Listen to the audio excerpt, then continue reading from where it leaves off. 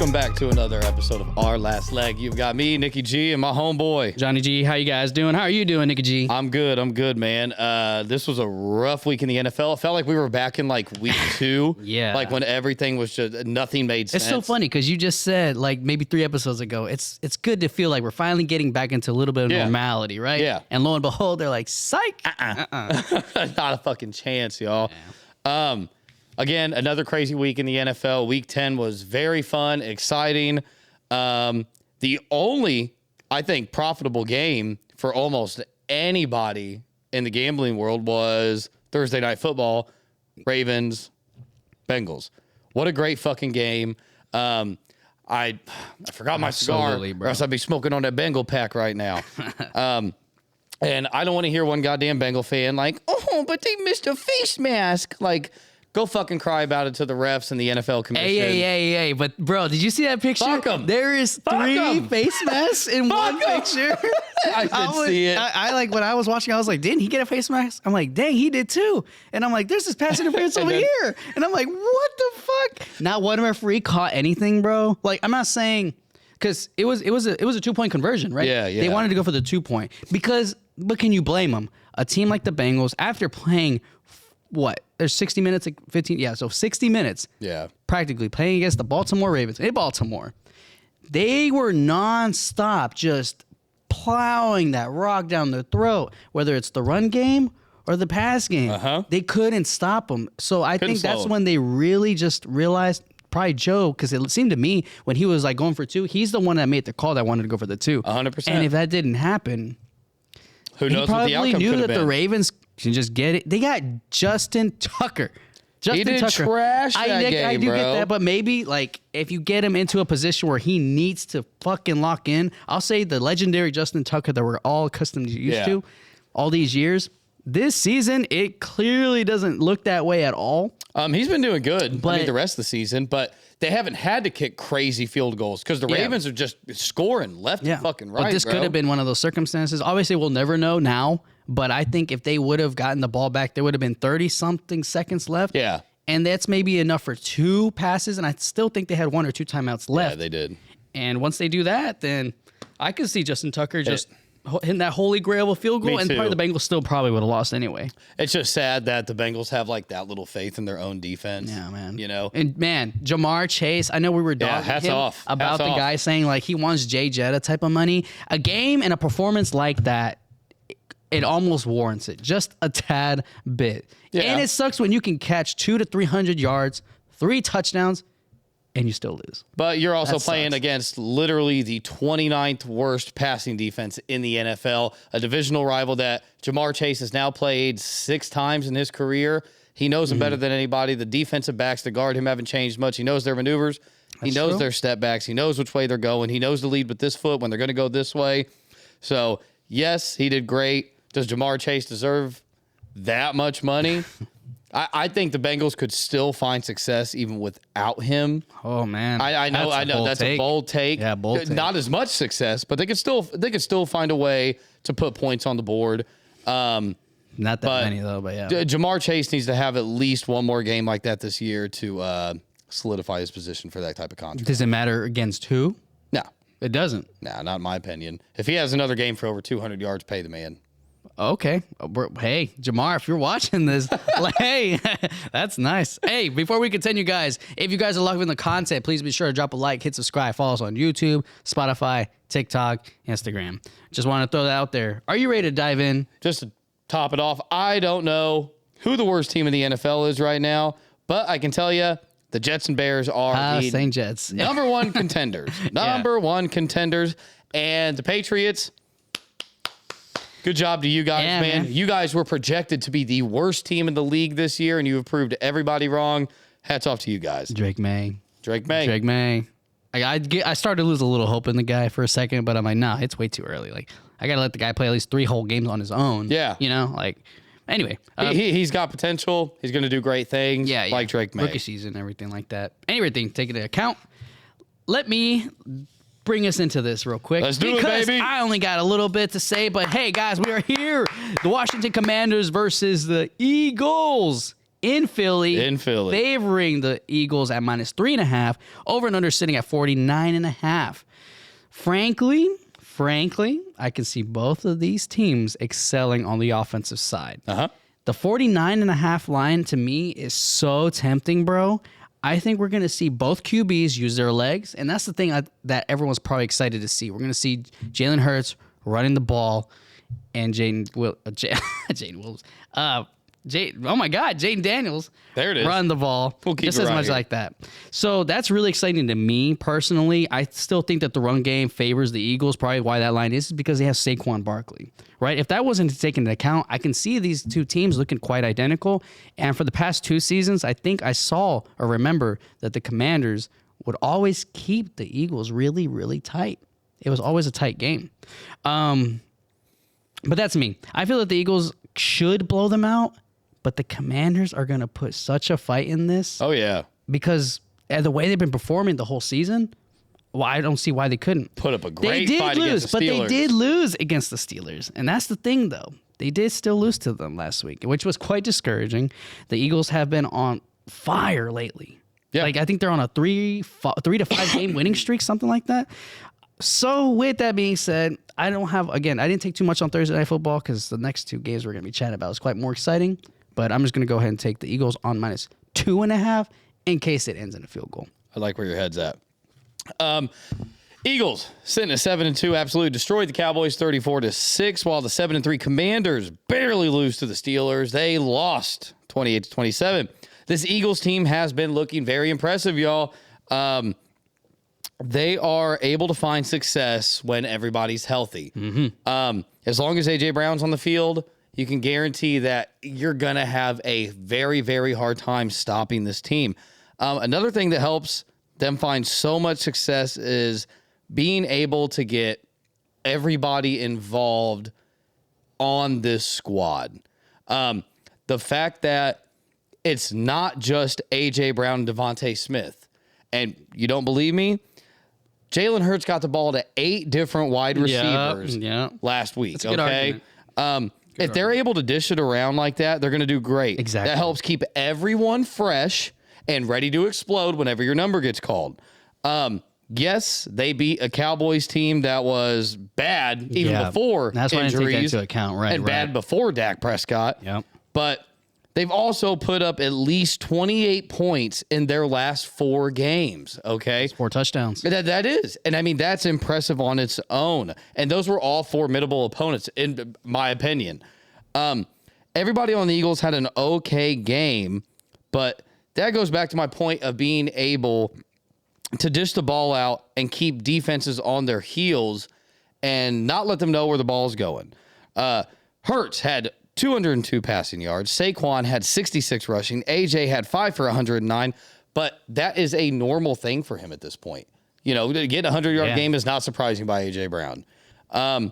Jalen Hurts, 8 different receivers.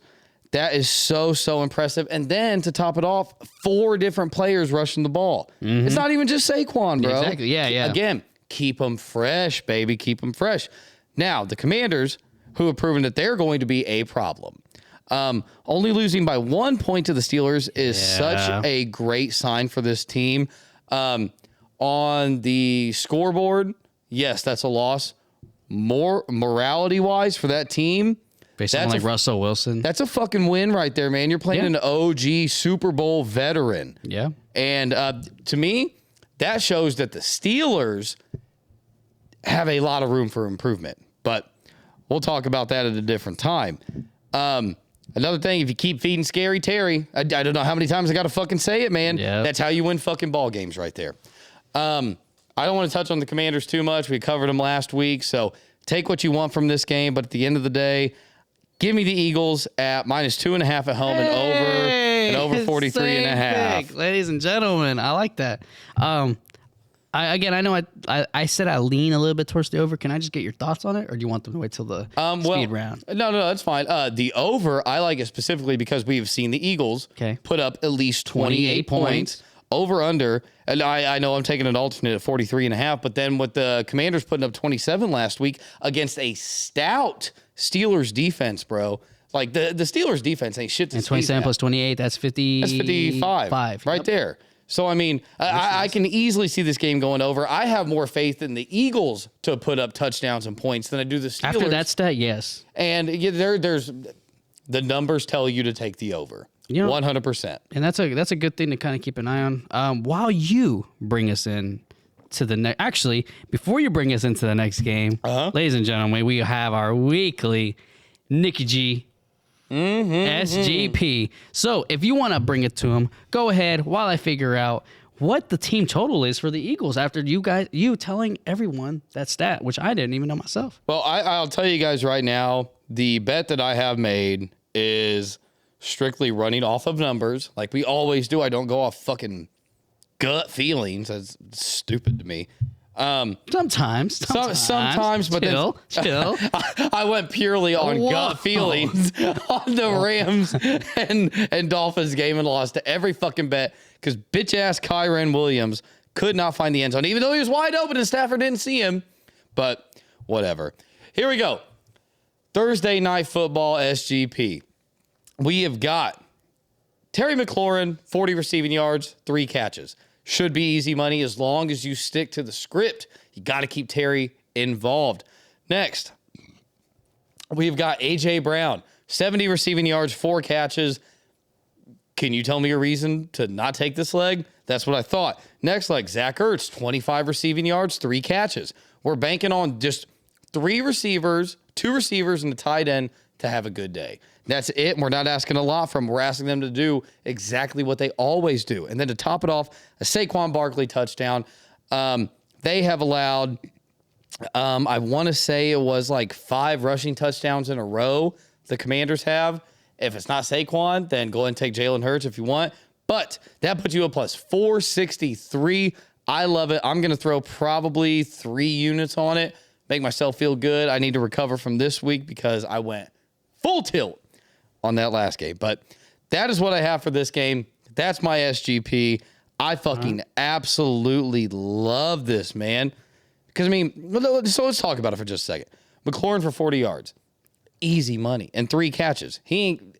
Yes, he is a great deep ball target, but Jaden Daniels is finally realizing he is the best wide receiver on this team and a top 10 wide receiver in the NFL. You don't agree with me? You don't have to. Go back and watch everything Terry McLaurin has done in his career. You will finally agree with me. AJ, yes, easy money. Zach Ertz, such a slept-on fucking dog, bro. He was George Kittle before George Kittle, okay? You've said that before, when he too. was in the Eagles, he is a fucking dog, man. Saquon, motherfuckers just got to walk it in. That's all I got on that. No, that's good, man. That's good. I like it. I genuinely do. Just for reference, I know we want to tackle it. There is no total points on the Eagles right now as we make the video, but there's a total touchdowns on the Eagles, 3.5, and the Commanders, 2.5. Little. I think it's pretty accurate, to be honest. Yeah. The Eagles touchdown part could be could be a gamble in itself. Well, the Eagles at 3.5 is because they've scored. But something I do touchdowns. like, but one prop I do like, you would have to parlay it with a separate game, but I do like this. If you want to take it to Sunday Night Football, both teams to score 20 points is minus 118. If you wanted a more safer bet, and if you wanted a safer bet to carry it to Sunday Night Football, if you didn't want to take that straight, minus 118, which you probably should, is minus 330. You could parlay that with anything else to make a 1-to-1. You're telling me both of these teams, these highly offensive teams, cannot both score 15 points. That's 2 touchdowns and a field goal. You know, I like it. But if it pops up on game specials, just thinking of it right now. Saquon, 10 rushing yards each quarter. Yeah, that's a good one, too. I think that's a good bet as well. You got anything else on this game, my friend? Not on this one, so I'm going to let you bring us into the next one. All right, here we go. We have got the Green Bay Packers going to go see the Chicago Bears. Packers are favored at minus 6.5. Over-under sits at 41.5. And you know exactly what this is? Johnny, tell them! It's a rival game! It's divisional! Oh, that too! Oh, hey, by the way, the line has changed today at 5.5. What? Yep, not even an hour ago. Yep, in Chicago. Okay, well, the Packers are sitting at 6-3, and they are fresh, coming off of a bye week While the Chicago Bears are sitting at 4-5 after losing at home to the Patriots, Bears lost 19-3. Boy, oh boy, this Bears team stinks. And I think it just stinks all over. It seems like they are a team playing in a rec league now. Yeah, they don't even seem like an NFL squad. They have no connection with one another. The O-line does not have Caleb Williams back. They are not backing him up and saving him, helping him. The man's laying on the fucking ground. It is a unspoken rule.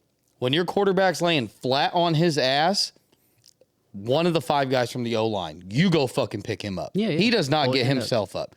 Guess who was helping Caleb Williams up? Nobody. No, the Patriots defensive linemen were helping him up. Ridiculous. Absolutely ridiculous. I don't even know what else to say about this team. The coaching staff has totally lost the locker room as well. DJ Moore went on a podcast and said, they asked DJ Moore, they go, has Matt Eberflus lost the locker room? You know what DJ Moore said? I won't say no. Oh, well, there's your answer. Yeah. So I'm completely shocked that Matt Eberflus still has a fucking job. He is potentially ruining and wasting what a lot of people consider a generational talent. Now, personally, I think Caleb Williams is a little overhyped. Yes, he has good tendencies and potential to be a good quarterback. There we go. He is not going to become that guy playing under this offensive scheme and this head coach. And guess what just happened today? Shane Waldron was fired. My man. That was when you said to talk about jobs. I was like, well, let's be real here. We understand that the offense is where the Chicago Bears have been absolutely atrocious and terrible. More than anything. If anything, for the first 3 games, the Chicago Bears defense has been nothing but excellent. I think if they continue that momentum with their defense, the offense can definitely excel. But we reached a point where Caleb Williams is just, he can't take all that weight into his own shoulders. And that's what I wanted to kind of tell you. Personally, I don't think getting rid of this offensive coordinator, Shane Waldron, was the big of answers. I'll say it's a piece of the puzzle. Most definitely. And my apologies for saying rivalry game or a divisional. I don't know why I spaced that they were divisional, but it is a rivalry. But I guess that makes sense as to why that is. But this game, I think this game right here is the most important game for Caleb Williams to start off his career by beating a divisional rival like the Green Bay Packers and Jordan Love to make a statement that, hey, give me some trust, Chicago, because I do have the potential. 2 goons from Indiana right here are telling you that Caleb Williams does have the potential. And rookies like AR, Caleb Williams, having a shitter of a rookie season. I still consider AR his rookie season because, like you said, me too. Want to start with at least 18 games in his resume. It's a good concept. I find it a little bit appalling that he doesn't get benched. But I think it's because Chicago just has so much trust in this guy, the way AR got benched. But at least the Colts had someone to rely on, like Joe Flacco. I think if the Chicago Bears did have someone in the back seat of Caleb Williams, they'd probably do the same thing. But they don't, and that's the most unfortunate part. That's why they should have never, ever got rid of Mitch Trubisky. Yeah, man. Let me cut in this with peace, and then you can chime in. So the Bears literally set themselves up for this. They decided to get rid of Justin Fields rather than keep him. I honestly was a bigger advocate for Justin Fields to stay. I think he did want to stay.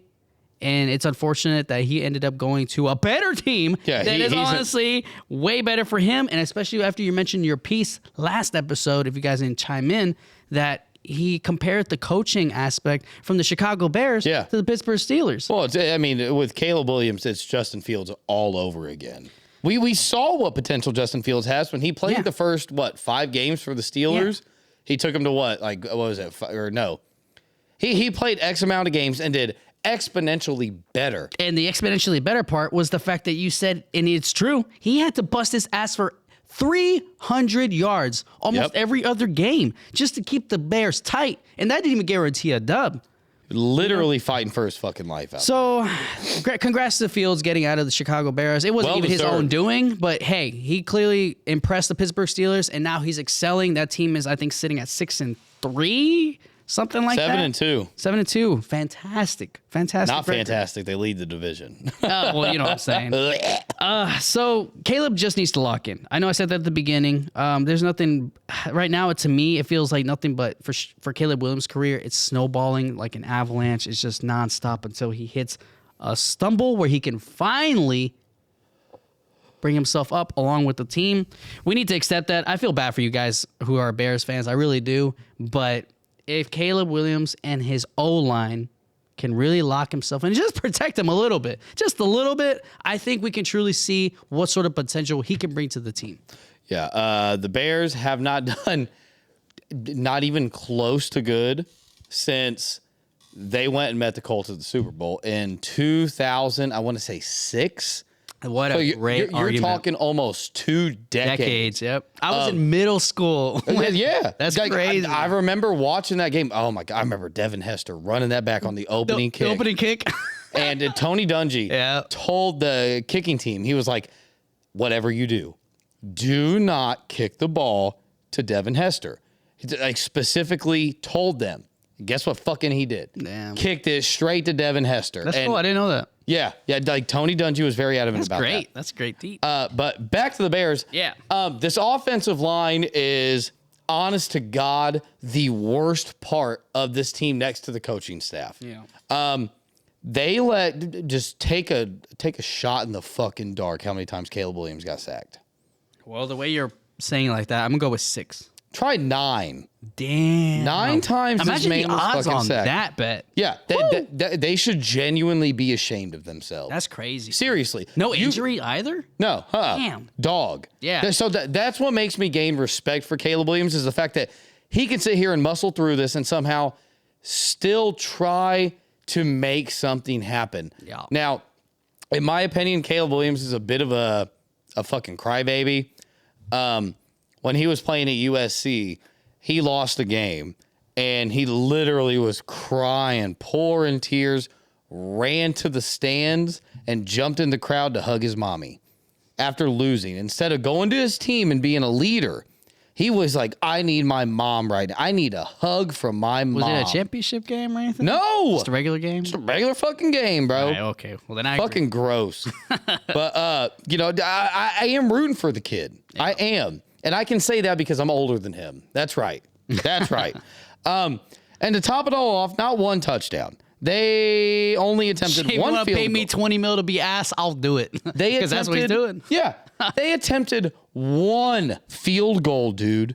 One field goal. So you hear that and you're like, oh, that sucks. No. Is it because they weren't that close enough? Or break it down. They literally could not drive downfield 35 to 40 yards to even set themselves up for a field goal. Okay. They weren't even fucking close. You have so much talent. DJ Moore, Keenan Allen, Cole Kmet, DeAndre Swift, and you can't find the 40-yard line? That's true. Except once? Yeah. That's insane to me. If they don't turn the ship around, this will become one of the worst teams we have ever seen. If they do turn it around, they have potential to be one of the greatest comeback stories we have ever seen. But enough about what people are doing wrong. Let's talk about what people are doing right, and that's the fucking Green Bay Packers. Yes, sir. I agree. They are good, but I feel like there's a few missing puzzle pieces missing for them to be great. See, that's so funny you say that too, because I said almost those same exact words about that they are so good and so like entertaining because they are, but there's something missing that I don't see myself. And if you do, then I'm sure you'll tell them here in a second. Mm-hmm. Let me chime in real quick. So the Packers have a slightly better record sitting at 6-3. Yep. So it's only slightly better than Chicago Bears. It's really only one loss less and one win more. So it's so similar. See, the thing about the Packers, it seems like they almost have everything figured out. Every game that should have been entertaining was actually entertaining, especially to gamble on. Every one of these games right here were a one-possession game. The Eagles, 29-34. Vikings, 31-29. Texans, 22-24. I wish the Lions was a little bit closer, frankly. It was 24-10, but it still was a pretty entertaining game, to say the least. Jordan Love is on his own journey on becoming the great quarterback. I think we've said that before. Yep. He's been dealing with an injury since the beginning of the season, and that happened in Brazil. But then they have Malik Willis. And that dude has been honestly great. Yep. He looks like a starting quarterback, genuinely. It's cool that if something were to occur with Jordan Love, they have someone like Malik Willis to pick up the slack. Not that there is any, because this dude is so good, even on the run game too. That dude has legs. He really does. So as far as Love coming back to, or having to take some time to recover, if he did have to, the same thing can't really be said for Dak Prescott, because I think we just got the news that he's going to be out for the rest of the season. Yeah, more than likely. It sucks because now the Cowboys have to deal with a quarterback like Cooper Rush, which CeeDee sucks. Lamb on my fantasy too. Oh, Godspeed to you, my friend, and anyone who else. But to be honest, man, I can't even play devil's advocate on the Packers this game just by how bad the Bears have been. Yeah, And I say it to you they all do the it time. themselves. That's probably why the line is at -5.5. I'm curious as to why it dropped a point, but I'll let you go ahead. You fucking covered a lot of it. My fault. No, you're good, dude. You don't need to apologize whatsoever. But I mean, It's an interesting topic. so let's go back to the puzzle pieces missing. Yes. One I'm trying thing to they see. I want- desperately need to work on is Jordan Love and his ball handling. He has too many interceptions, too many for missing multiple games. He has thrown at least one in every single game. Unacceptable. Unacceptable from a franchise quarterback, a guy that you're building your entire franchise around. He cannot be throwing an interception every single week. What about Mahomes? He's thrown one every single game, the whole season. But we don't have to say shit about it because they're undefeated and they're Okay. winning. They're still finding ways to win the ball game. Okay. Oh, man, I got a great bit on the Chiefs, but we didn't do the Chiefs, so I'm not going to cover it. But he's thrown at least one interception per game. Another thing they need to get going is going to be the automatic touchdowns by Jordan Love. For what? Pick sixes, you mean, or like? No, just throwing touchdowns. Because, I mean, for all this year, except the last 2 weeks, Jordan Love, 2 touchdowns passing. It was a lock. It was guaranteed to happen every single time. But he's not doing that anymore. In a span of 5 games, he threw for 15 touchdowns. In the last 2, 0. That, again, that's unacceptable, man. And it's not like they were playing shutdown defenses. Yeah, that's In the last 2 weeks. They played the Lions. Everybody that has played the Lions has proved you can score on them. Yep. Now, the adjustments they make are a totally different conversation, but the offenses of the opposing team should be making the same adjustments, accommodating to what they're doing. He did come out and make a statement saying that he does need to take better care of the ball.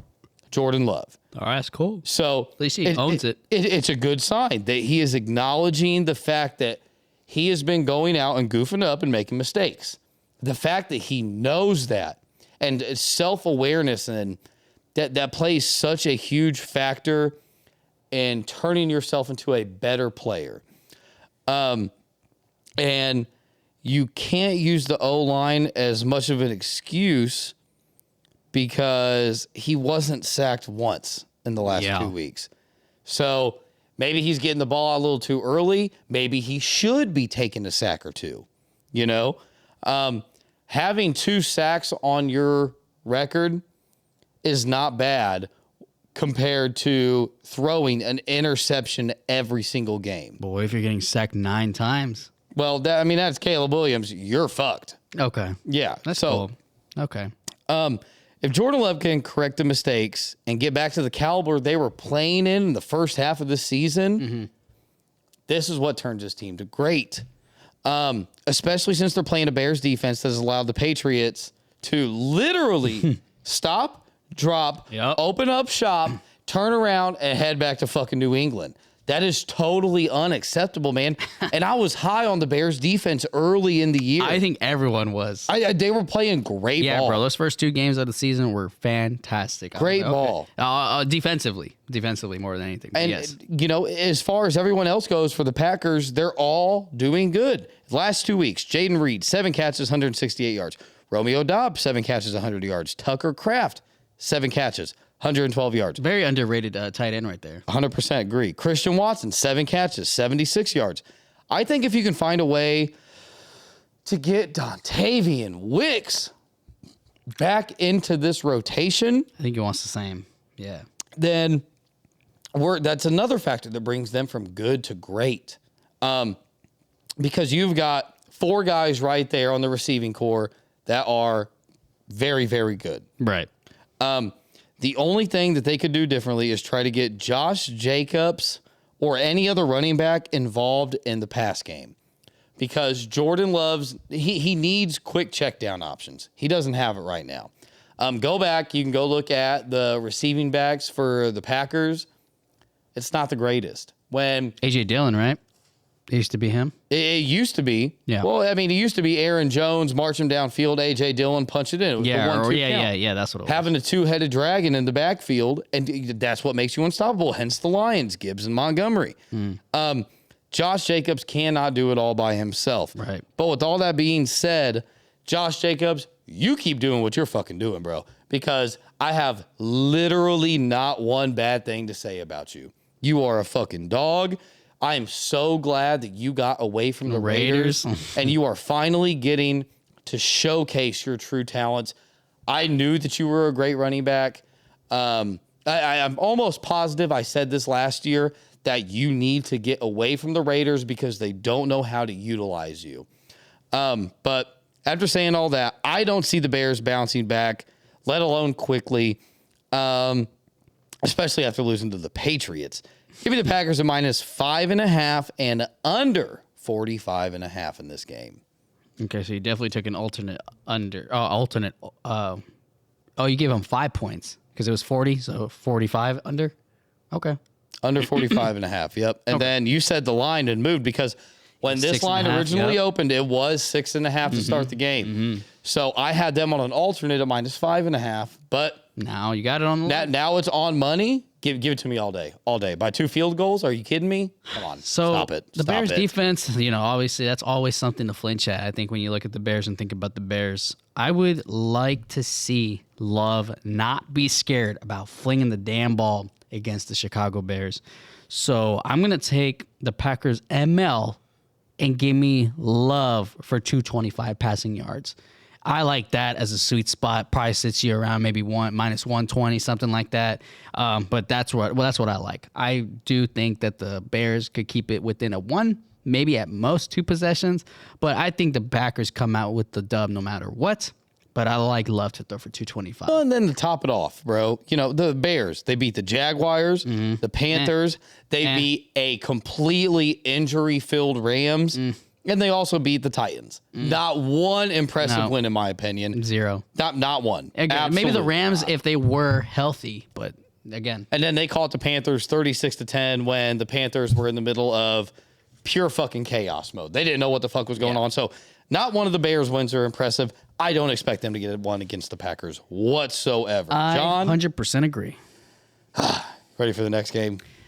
Ladies and gentlemen, we are down to our last game here. We have got the Seahawks versus the 49ers, favoring the 49ers. At home, -6.5. Over and under is sitting at 50.5. So I only got so much to say about this game. And you know what kind of game this is, right?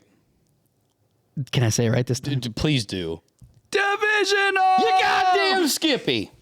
So this one is actually an exciting game. Honestly. I agree. I think that's something that people didn't really think about. I know really everyone this week is probably hooked on the Chiefs and the Bills game, but this one I think is one that's just been a little overlooked, in my opinion. So the line, it makes sense to me. Yeah. It does.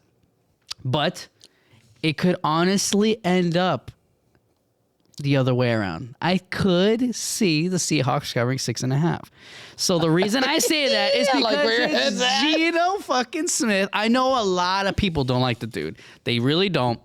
But the dude comes to play every game. This dude gets shitty at himself because he knows what he's doing wrong. Yep. But he's not afraid to call out his own teammates and saying, "What the fuck are you doing?" I love that. And that's the thing. Love that. And he knows his routes. He clearly shows himself, or at least portrays himself, that he knows the routes, what they should be doing, just as much as what he should and shouldn't be doing. So that's one thing I really like about him. He's less of a boss and more of a lead.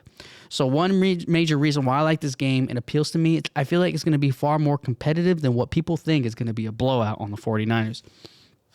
Both teams, though, have great wide receivers Yep. and tight end options. Yep.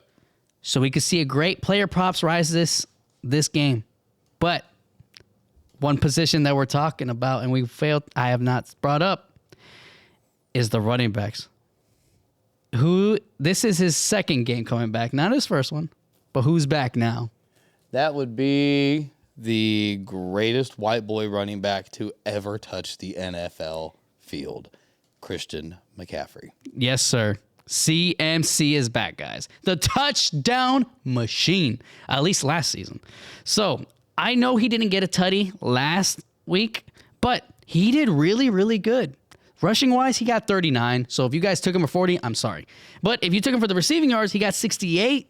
That's literally almost 100 yards in total. I think that's pretty damn good for your first day That's back. far way off from 100, bro. What do you mean, 39 plus 68? Oh, combined. Yeah, Oh, okay. Well, you just said. All right, continue. Oh, you thought I said 100 rushing? No, I thought you said that's close to 100 receiving. I was like, no, both. What? Yeah, both rushing and receiving. But one thing that's funny though is I had a boy in our Discord say, "Hey, CMC's line is at 13.5." When I went over there, book shot up to 14.5. I'm like, dang. So I didn't take it. I am glad I didn't, bro. He had 7 rushing attempts first quarter. Yeah. Ended the whole game 13. So Yeah. you wouldn't even have hit the overs on either of them. So I was like, I just thought if they were in the lead that early, they would have kept going, but that wasn't Now, the case. side note, is this a sign of him losing his explosiveness out of the backfield due to the leg injuries nonstop? Absolutely not. I think it was just the first game back. Why? Let's go ahead and get him hurt.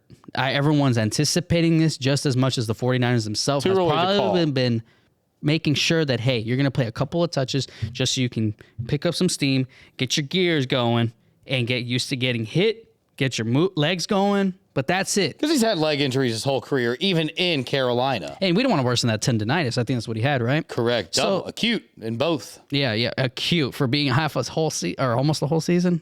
But then he's like, I'm good. yeah, exactly. But that's what I want to touch on until I hear you, and I got my last piece. Okay, well, 49ers, they barely beat the fucking Buccaneers. They won 23-20. I think that could not believe says that. a lot about, not as much about the 49ers, but a lot about the Buccaneers. With the Seahawks, they are fresh, y'all. Fresh coming off of a bye week. They have had 2 weeks to prepare for this 49ers team, knowing McCaffrey is back. The biggest news coming out of Seattle is that DK Metcalf did suit up for he's planning on suiting up for practice on Wednesday. So what Metcalf is going to need to do is show this team in practice that, hey, I'm 100% ready to go. If there's no Metcalf, I'm sorry, 49ers by 2 touchdowns. If there's no Metcalf, that's a fucking fact. So he's currently injured right now then? Metcalf's coming off of an injury, yes. Oh, okay. I didn't know that. If Metcalf does come back fully healthy, this game is, like John said, completely different, and the Seahawks stand a chance. No DK, at the end of the day, the Seahawks can still make it happen. With who? No problem. Yeah, why do you think that is? That is going to be momentarily. I think we're going in the same direction here. But, no DK Metcalf. Do you agree 49ers cover the spread 100%? Without Metcalf? without Metcalf, 6.5. Yes. I agree 100% on that. His last game before getting hurt, four catches, 99 yards. And I want to say that he got a tutty.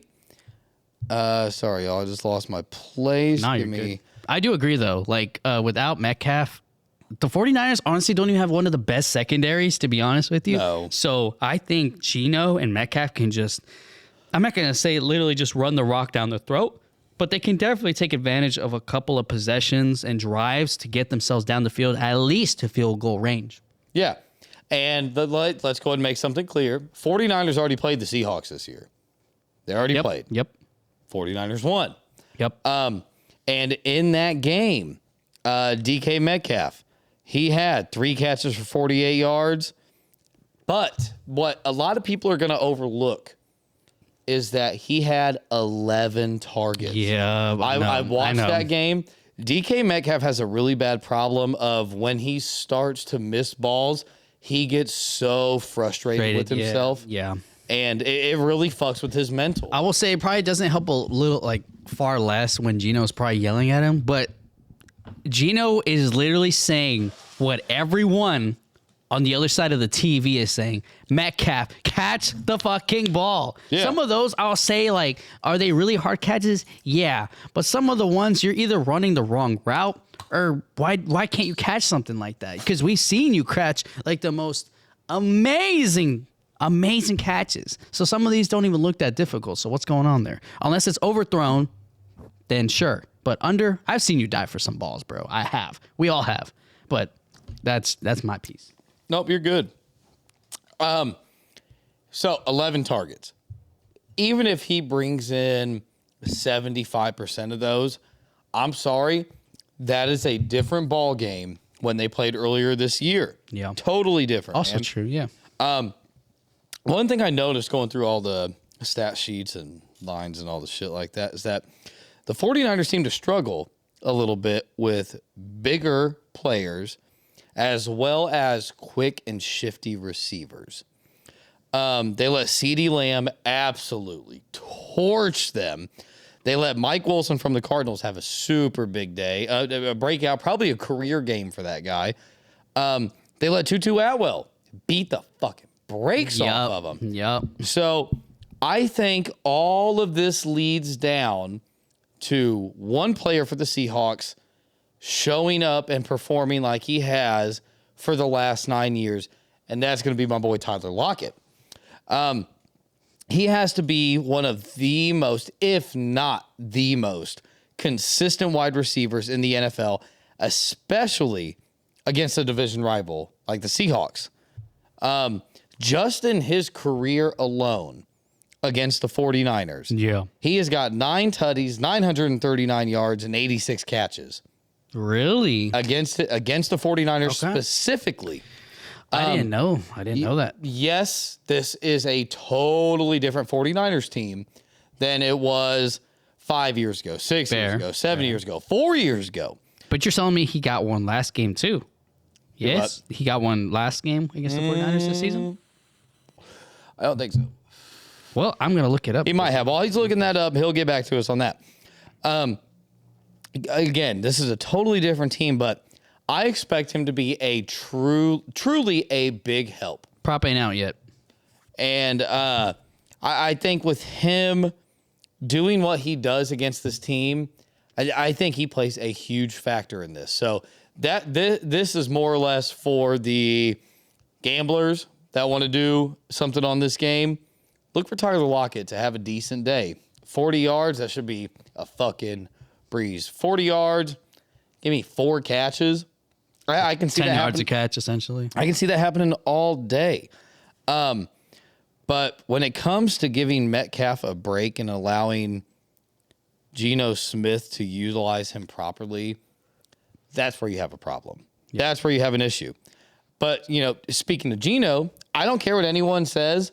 He surprised every single person that is a true NFL fan. Yes, because sir.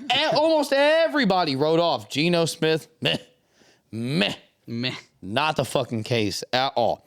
I personally did not think he was going to become the franchise quarterback that he is, but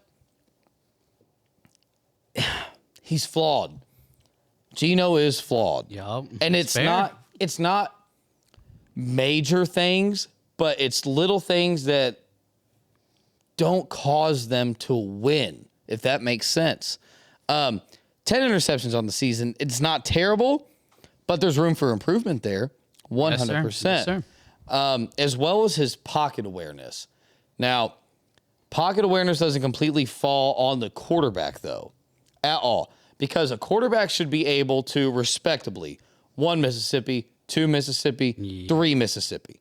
Your O-line should always 100% give you that. Yeah, I think it's around 6 to 8 seconds. You got to dish the ball. Oh, no, bro. You're talking 2 to 4.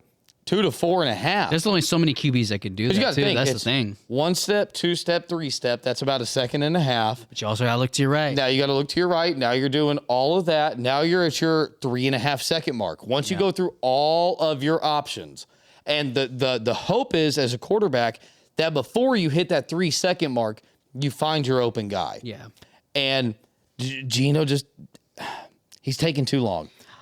It doesn't completely fall on the quarterback, though. But I could argue that Brock Purdy's almost the same thing. He takes too long. He's got a stellar O-line, though, to back him up. Yeah, because he can take that long because he has people that can protect him for that long. Even if it's 1 or 2 seconds more. It's crazy. People overlook a sport like football because every second matters in football. Whoever's holding that ball, literally, especially the quarterback, anything is possible. Anything. And I've come to learn that once I've started to watch the sport more. Yeah. Sorry. No, you're good, bro. But he needs an O-line to depend on. It's not fair to Geno, who is throwing for, clearing 300 yards a fucking game. Sir. And somehow they still lose ball games. You guys are going to like my pick here. So. That's so unfair to Geno Smith. It's so unfair to this offense. The O-line is bad. They're not Chicago Bears bad, but they're bad. This man has been sacked on the season. Give me a number, Johnny. In the season? On the season. So, I'll go... Oh, you're making it sound really high. Let me go with 12? Try 28. Damn. He has been sacked 28 times. He's never missed a game this season? But that's not even the craziest stat, bro. Guess how... No. Guess how many yards they have lost off of sacks? I don't know. 181. So that's a whole touchdown. That's almost two touchdowns. That's a touchdown and a field goal. That's almost 2 whole football fields. That's terrible, bro. That's absolutely terrible. The man needs fucking help, plain and simple. Yeah. Because the man has thrown for 2,560 yards on the season, 233 completions, which is beyond impressive. Right. You compare that to the top 10 quarterbacks in the NFL right now, just the yards completed, he's up there. He might be top 5 in yards, passing yards this year. I like it. So it's not like he can get the job done on his own. He really needs help, but you have got to get this man some help. And if you want to keep the 12s on your side, in case you didn't know, that's what the Seahawks call their fan base, the 12s. Okay. The 12th I was man. literally about to ask you. I was like, what? So they call themselves the 12s. They will have a chance at a playoff appearance. Okay. If they can let Geno, just an extra second. A good O-line gives their quarterback 4 seconds religiously, maybe 3.5. OG quarterbacks only need 3. 1 Mississippi, 2 Mississippi, 3 Mississippi, ball's gone. Yeah. Let's switch gear to the 49ers. Do you have anything on the 49ers you want to touch on or anything else before I completely go off on this fucking team? Yeah, let me say something about the running back game real quick. So, since we were talking about a bit about the running backs, my boy went on a heater on the wide receiver end. I just want to touch a little bit on the running back side. So, obviously, every team, whoever's in the lead, obviously wants to kill the clock. If we're talking about a position that kills the clock as the running backs, the Seahawks obviously have Kenneth Walker. He's been pretty good the whole season, last season. So far this season, he's got 400 rushing yards, Not that many. 217 yards to compensate for that. That's more than half of rushing alone with 7 touchdowns. He didn't play last week, unfortunately, but I think we're going to see him gear up for a game like this. If I was Kenneth Walker, you best believe I'm gearing up against San Francisco. So, and side note, the Zach Charbonnet shit, cut it out. Put the motherfucker on the bench. Let Kenneth Walker cook. okay, cool, because that's the next name I was literally about to say. So his backup is clearly Charbonnet. Sounds like a wine. A bit Charbonnet. Yes, sir. Touch my pasta. Where's the freaking gabagoo? And if we're talking about also backup running backs, who was CMC's backup? Oh, it's Jordan Mason. Jordan Mason. That dude did so much for the 49ers. Carried them. For that season until CMC came back. If you honestly look at the chart, which I did, this game log, it slowly goes lower and lower every game. But the dude did amazing, especially when they needed him the most. He really held down as long as he could until CMC came back, and he is back. And week 3, I said, almost anybody can run behind this 49ers offensive You did? line. Yes, sir. Continue. So, with that being said, guys, the touchdown machine is back. I love him this week. I do. Give me CMC for a touchdown. His odds are probably at minus 250 because they were at 220 when I saw him at the beginning of last week's game. If that is not a good prop enough for you, be sure to tie it with another parlay to get yourself an even money. But I am so adamant that this guy gets a touchdown this week against the Seahawks in San Fran. I truly love that pick. That's what I got until my final pick, brother. All right. Well, just to give you guys a little bit of insight, if they're going to offer it even right now, normally they don't. Yeah, and of at course, this time they no, don't. they are not. They're not even letting it. That's why I took a prediction. Probably minus 250, 300. Yeah. But I'd say the sportsbook would probably put him at like 190. That would be amazing if you put him anything longer than minus 200. I'd be ecstatic. So kind of coattailing on what John said, this 49ers team, man, they have not been anywhere near what they used to be. Not even close. And I'm sorry for all the CMC heads out there. It's not him. It was not because of him. You know, you put him back in the ballgame just like you did last week. You won by 3 points. Jordan Mason put up identical numbers, and somehow you still can't. You're what are they? 5-4? 5-4? 5-4? Are you kidding me? But No. Pause. Go back and compare Jordan Mason's numbers to McCaffrey's numbers. Yes, McCaffrey is the better player. You cannot argue that. Correct? yes, agreed. Okay. I'll follow. Jordan Mason did everything in his power. A no-name. Somebody, did you ever hear of him before this? Right, we didn't. No, never. We said that like what, week 2?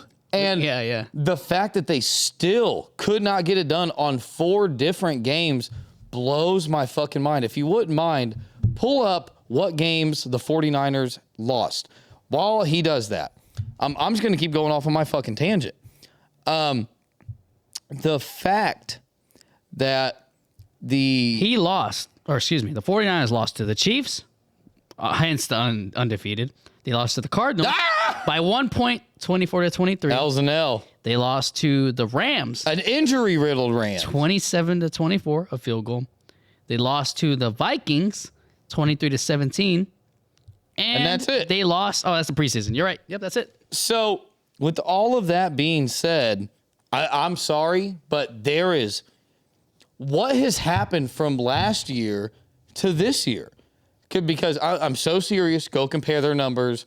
Yeah. I'm sorry, but when you have this much talent on your roster, you cannot depend on one fucking player. Yeah. CMC should not be the reason you lost to those 4 teams. But, bro, I said those same words to you. Should a wide receiver like A.J. Brown, I think it was A.J. Brown or Devontae Smith, one of the two on the Eagles, determine how good this team performs? And you said yes. So why is it changing now? Because he's a running back? Because they have Deebo Samuel, Brandon Ayuk, George Kittle, Jordan Mason. So you're basically saying based off of what the team has at their disposal. Their depth and all the players they have is completely different from the Eagles, bro.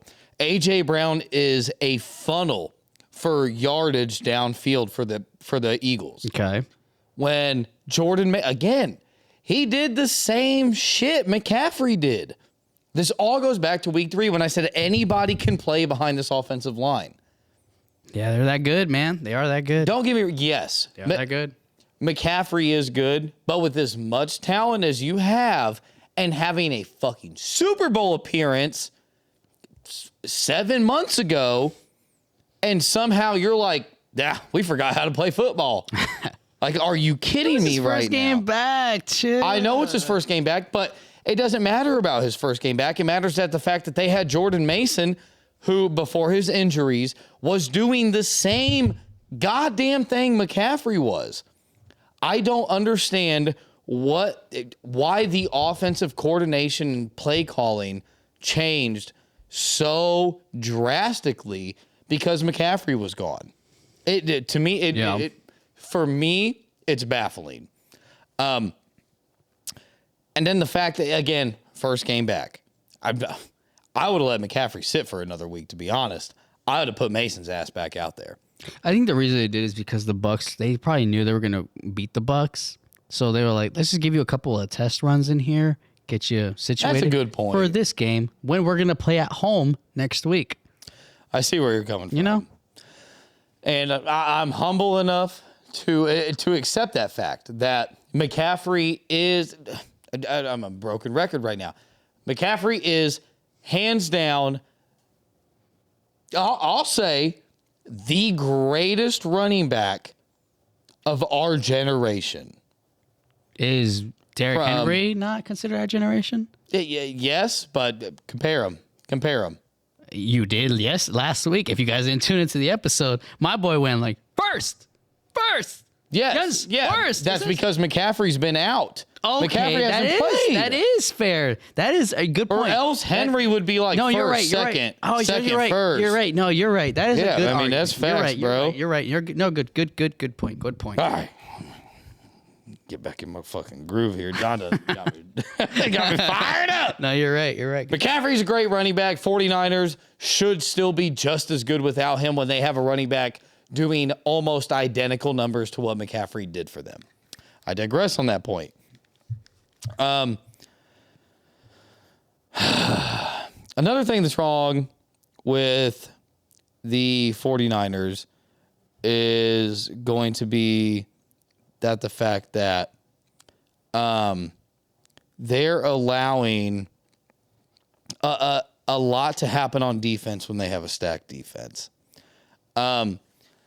There's no excuse for you to lose to the Rams, who had no Puka Nacua, no Cooper Kupp, and there's no excuse for you to lose to the Cardinals or the Chiefs, for that matter, when Mahomes only threw for 154 yards. I can't talk about that team, bro. 154 yards every time I hear their names. Mahomes only threw for 154 yards, and you still managed to lose the ball game. Yeah, I can't. Oh my God! If we're talking about the Chiefs, we're not. How the fuck did you guys still beat? Oh my God! The Broncos let that, bro. Hey. Oh, okay. Hey, they blocked a field goal. You got your bet right though. You are my boy popped off last week on the speed round. This man went 16-6. If you guys tailed him, you'd be up 10 units. Man, I wish if I tailed myself up, yeah, 10 units. Respectfully, continue. Nope. We definitely tail our own bets, just so everybody knows. Yeah, that's a wink. We for sure do. No, we are fucking poor guys. So Mahomes only threw for 154 yards. Kelsey, Xavier Worthy had a combined 36 yards against the 49ers, and somehow they still managed to lose by 2 scores. Yeah, right. So I'm only saying this because I hold the 49ers in such high regard. Because I think they should be up here, and they're playing ball like they're here, which it doesn't make sense to me. I agree with that statement. Another thing that's wrong with the 49ers is going to be the fact that the team chemistry on the sideline is not pretty. I don't know if anybody else caught this. I don't know if you caught this. Deebo Samuel decides to, I'm sorry, Diva Samuel decides to walk up to their long snapper and grab him like that. Yeah. What was up with that? Can you explain that to everybody? So they were basically saying that they were bad snaps. The 49ers missed a lot of field goals, and they accumulated it to bad snaps. But I'm sorry, I didn't mean to grab you by the No, you're good, because I was wondering the same thing. I instantly felt bad. No, I read the captions, but I'm like, I didn't see the game. Child, Two, bro. I didn't understand, like, what was the reason for him The man doing it? walked in short leather shorts, and like you think you got the audacity to grab a fucking, like, reach up to a dude like this? He's lucky he didn't beat the shit out of Deebo Samuel on the sideline. I'm sorry. Fuck you, Deebo. That was such a pussy move and such a sad move. Like, that shows that you have zero team chemistry. That shows that your coach doesn't have control over you guys. And that's just sad. That's just sad. Yeah. You know, it's one thing for when Peyton Manning and Jeff Saturday got into it. Like, that's totally different. But the fact that he can sit there and walk up and, like, try to grab another player by the throat. Yes. And then instantly walk away. Nah, bro. Take your licks. Take your licks. You want to be a bad motherfucker? Go ahead. That long snapper is about 9 inches taller than you and would beat the living shit out of you. So he blamed him for the reason Yes. that they missed the Deebo field goals. walks up and grabs him like that. So is he the center or is he the kicker? He's the long snapper. for the field goals. Long snappers are specifically for field goals. Oh. That is a one-stop shop special position. Very rarely can guys do, like, I very don't know rarely- what they're called, but the people who catch the ball to set the field goal. Those are normally just the punter The or kid punter, right? Usually They're the punter. normally the punter or the backup Did the quarterback. punters like struggle to catch the ball from the snap, or I didn't even see any of the plays. But, like, the fact that you still won the ball game yeah? and they're throwing a fucking When did he fit do like that though? When did he do it? Middle of the game, on the sideline. Were they down? I don't know. I assume so because the frustration had to have been built. To me, it doesn't matter. I agree. That is unexcusable. I'm trying to find a way to warrant it, but it's like, why put your hands on your own team? And I appreciate for you no doing that, reason? trying to be devil's advocate and find a reason. Like, that's why Yeah. this pod's so good, man. Like, just I don't know, bounce bro. it back and forth. Keep the minds rolling. But I'm sure there are people out there that think, hey, that long snapper deserved it. And there's people watching this thinking, fuck Deebo, and he had no right to do that. Zero. I'm sorry. You don't have the right to grab another grown man by the throat. But Diva Samuel, it's absolute bullshit. Does that mean you should come up and grab your crybaby ass by the throat Yeah. as well when you fuck up? Yeah, when you drop a reception, like, Because can he go slap you? Like, You've what the had fuck? 4 missed balls in the last 2 weeks. And So- if it's in the red zone too, I'm slapping you for each one. Exactly. Yeah, helmet off. So it's a double standard you're holding against your own team. You don't like it that much? Request a trade. Leave. I'm sorry, but that pissed me clean the fuck off. Yes, you're a great ball player. You are a great wide receiver. You're good at everything. Doesn't give you the right to dish out punishments like you're fucking... Bro, if that the- were to the ever one and happen only. again, yeah. And if that were to happen again, I would love to see Debo get traded, Debo leave on his own. Next year, 49ers win a Super Bowl. Motherfucker will... Biggest fuck you. Motherfucker will end up like Sure. DeAndre Hopkins, go to the Titans. And yep. be like, I told you. Yep. Like, meh, meh, meh, meh. Yeah. I can't stand that shit. Debo, I love you as a player, but personally, that's absolutely fucking ridiculous. It's not a good look for the team, and that's not how you win a Super Bowl. Yeah. He's going to take some time to get readapted to the backfield, CMC. 13 carries, 39 yards. That's not a good look.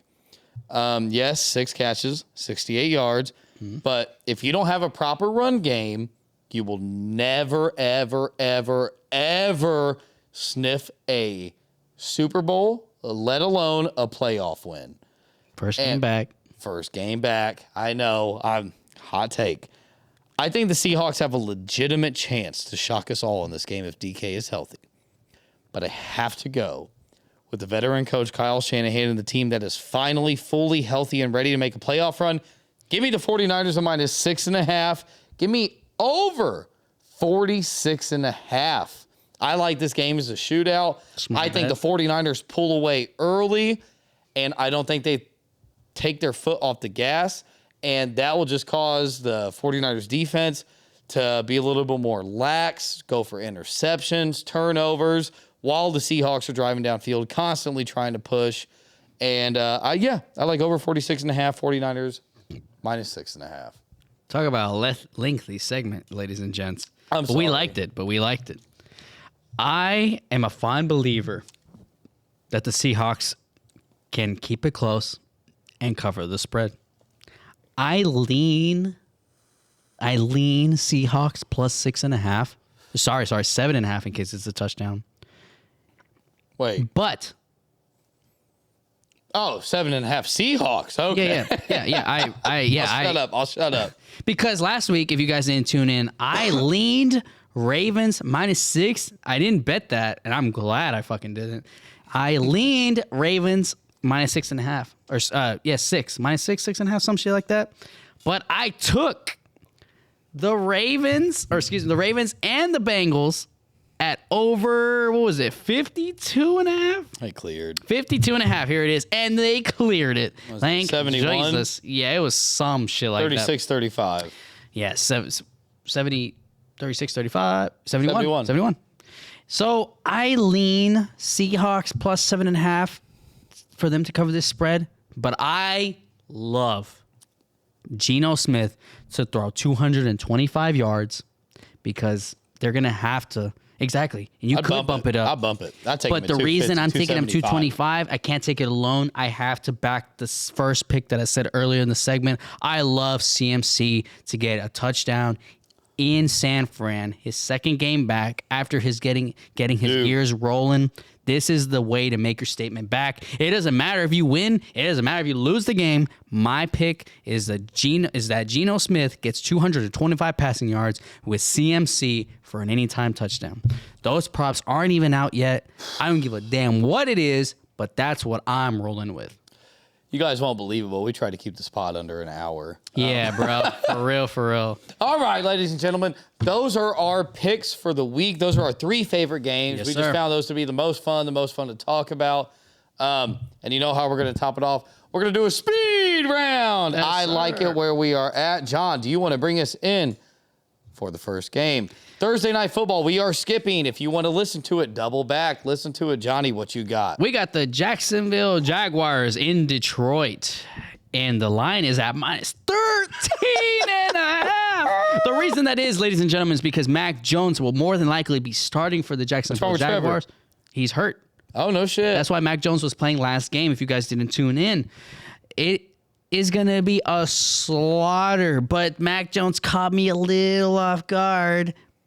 But I don't think that's enough for me to back Mac Jones against the Detroit Lions. I'm going to take the Detroit Lions at -13.5. The over and under sitting at 47.5. I'm going to take the over because I can see the Detroit Lions putting up 40 against the Jacksonville Jaguars. I'm surprised because I know you just I knew you were going to say that. I know you love Mac Jones. That dude should be selling fucking insurance right now for all I give a fuck. All right.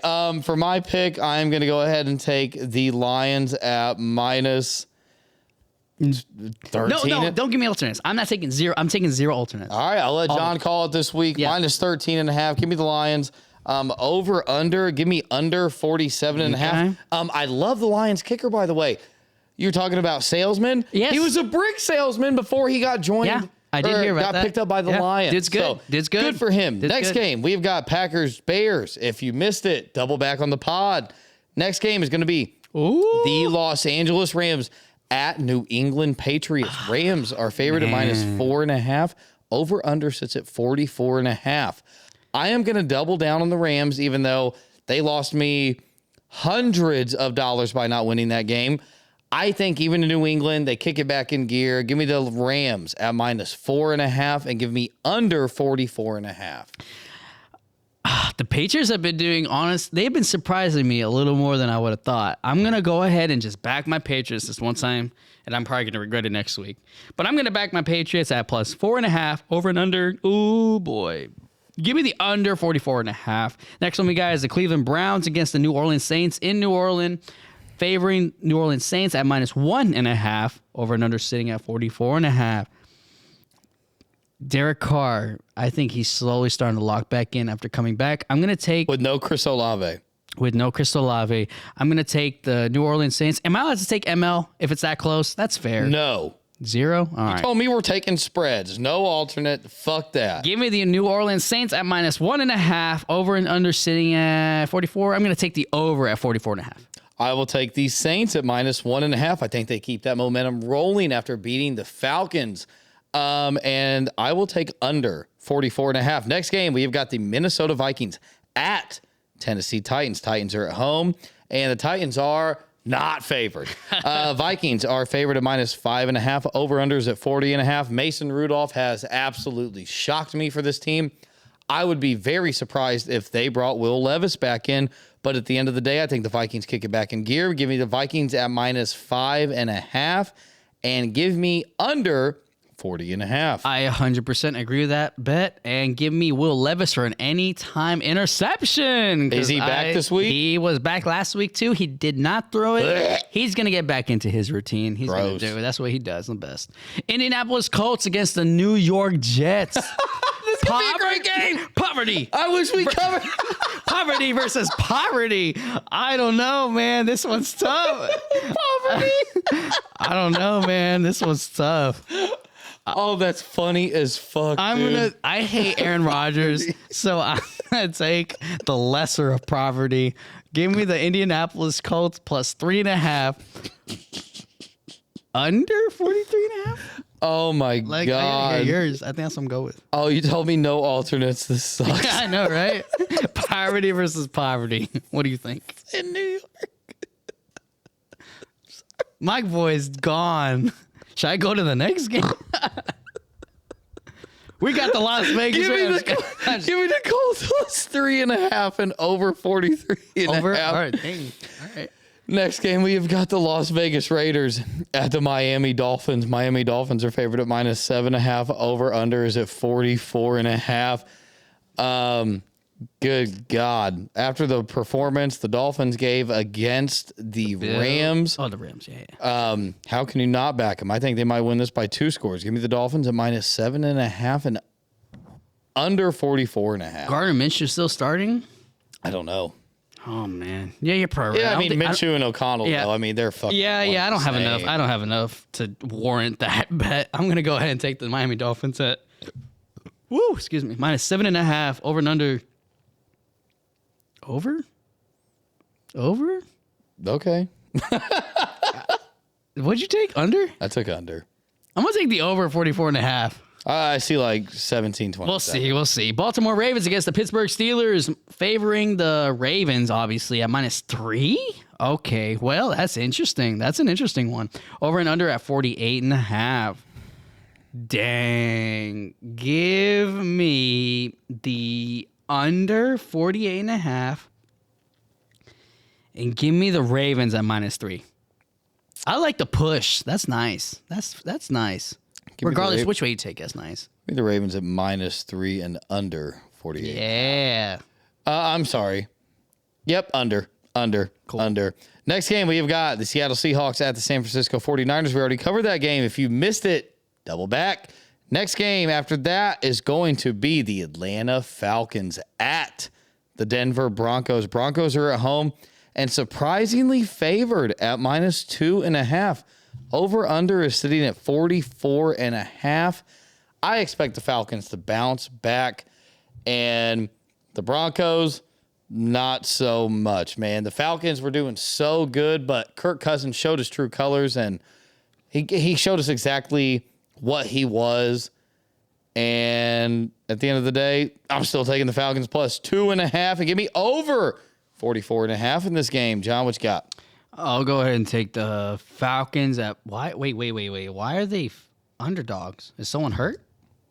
I don't know. Interesting. Broncos are killing it though, bro. I'm gonna take the. They're like 7-3 right now. You could take either or. I'm taking the Falcons, Kirko Chains plus 2.5, or the ML. I think they win no matter what. I like that. Money line sits at plus money. Yeah, over and under is the scary one, to be honest. I'm going to go ahead and take just Bo Nix can't score anything, bro. So I'm going to go ahead and take under 44.5. Yeah, I like that. Kansas City Chiefs. What, Mo's? Go ahead. Kansas City Chiefs versus the Buffalo Bills? Most people consider this the game of the week. We do not. Oh, okay. I concur. Oh, boy. Man, these dudes got to lose eventually, right? Crazy the Bills are favored. Oh my God. Bro, I'm going to back the Chiefs. I'm going to back the team who goes against the Chiefs every single week until I'm fucking broke. Give me the Buffalo Bills at -1.5. You might as well take them on the ML at that point. Over and under. I like the over on this one, to be honest. This game is actually very surprising to have the Chiefs as the underdog. Mahomes has crazy stats as the underdog. Give me the Chiefs plus 1.5. I think the refs love him too fucking much. Probably. And what's the over under at? 46.5? 46.5. So what's that? 2027 would hit the over. Give me the over in this game. Yeah. Give me the over in that. I like Next the over game. more than anything, yeah. Yeah. Go ahead and give me the Chiefs. Yeah. Bengals at the Los Angeles Chargers. Chargers are favored at -1.5. Over under sits at 46.5. Boy, oh fucking boy. The Chargers have been good. I'll tell you right now, I have not watched one Chargers football game this year. But we will get the chance to do it this week because they are on prime time, ladies and gentlemen. Go ahead and give me the Bengals in the night lights. Give me the Bengals plus 1.5, and the over-under is at 46.5. I'll take the over again. Yep, I backed at 100% plus 1.5 Bengals over 46.5. Kaboom. Last one game. one, we got the Houston Texans against the Dallas injured fucking Cowboys. If it is true that Dak Prescott will be gone for the rest of the season, which I'm sure they already took that to the account, hence the spread, I'm going to take the Houston Texans against absolutely horrendous Cooper Rush. 7.5 over and under. Oh my, I'll take the under 42.5. Last year, the Cowboys were a lock at home, an absolute lock. They did not lose all year. Not the case this year. Go ahead and give me the Texans at -7.5. I think they win by 2 scores. Over under 42.5. I agree. Boy, oh fucking boy. Is Micah Parsons back yet? Don't know. Me either. And I don't care. I think that plays a huge factor in the over under though. 42.5. Give me the under at 42.5. Sure. Guys, that was a long one, but we loved it. We make these content videos, TikToks, Reels, whatever you name it, pods. Please be sure to drop a like, hit subscribe, follow us on Spotify, YouTube, Instagram, TikTok. It comes out on Spotify if you want to hear the audio ASAP. If you want to follow the video, sometimes Wednesday or Thursday. I know it's a little bit tight before Thursday Night Football, but we try our best. So, with all that being said, if you guys enjoy it, tune in next week. You got me, Jonny G, my favorite co-host. Oh, Nicky G. Best of luck to you guys. Better luck to us. We will catch you guys on the next one. Love you, buddy. Peace.